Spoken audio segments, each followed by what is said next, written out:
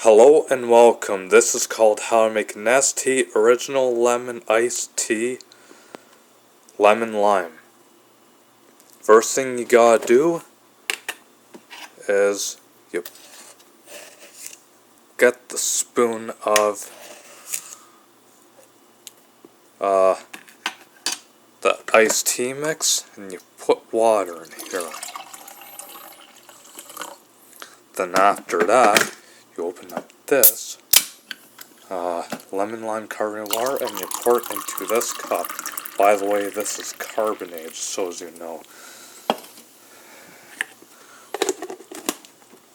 And here is your carbonated Nestea Original Lemon Iced Tea Lemon Lime.